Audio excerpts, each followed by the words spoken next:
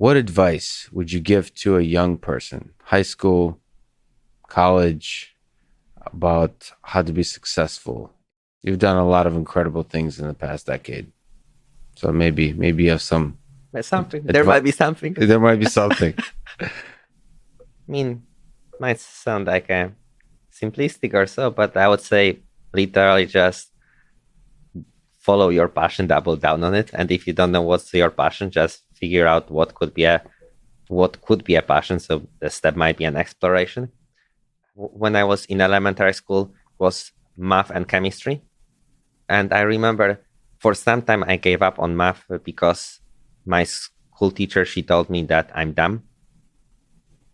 And I guess maybe an advice would be just ignore people if they tell you that you're dumb. You're dumb.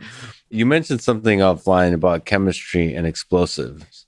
What was that about? So let's see. So a story goes like that. I got into chemistry. Maybe I was like a second grade of my elementary school, third grade. I started going to chemistry classes. I really love building stuff.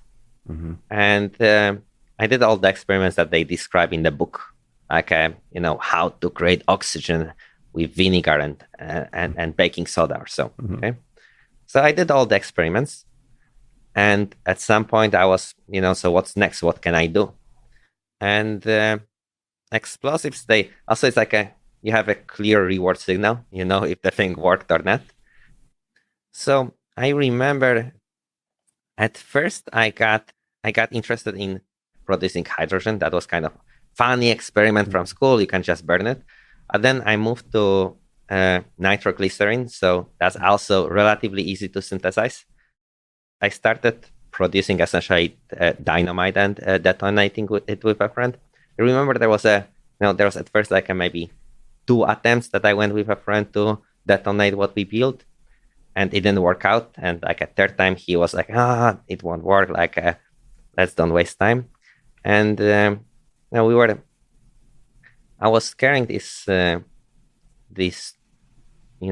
tube with dynamite, I don't know, pound or so, Mm-hmm. dynamite in my backpack. Mm-hmm. We're like riding on the bike to the edges of the city. Yeah. And attempt number 3. This was be attempt number 3. Attempt number 3.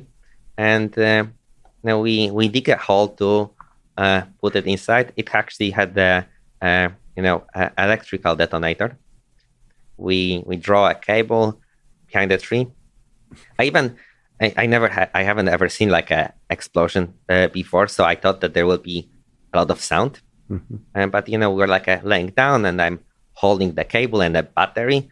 At some point, we kind of like a 3-to-1, and I just connected it, and it felt like the ground shaked. It was like more like a sound, and then the soil started kind of lifting up and started falling on us. Yeah. Wow. And then the friend said, "Let's make sure next time we have helmets." But it's also, kind of, I'm happy that nothing happened to me. Yeah. It could have been the case that I lost the limb or so.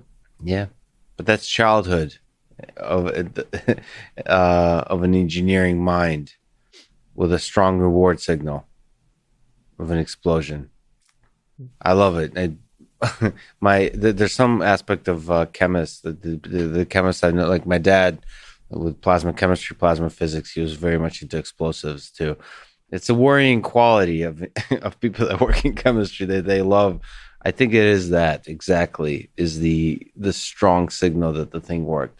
There is no doubt. There's no doubt. There's some magic. It's almost like a reminder that physics works, that chemistry works. It's cool. It's almost like a little glimpse at nature that you yourself engineer. That's why I really like artificial intelligence, especially robotics, is you create a little piece of nature. And in some sense, even for me with explosives, the motivation was creation rather than destruction. Yes, exactly.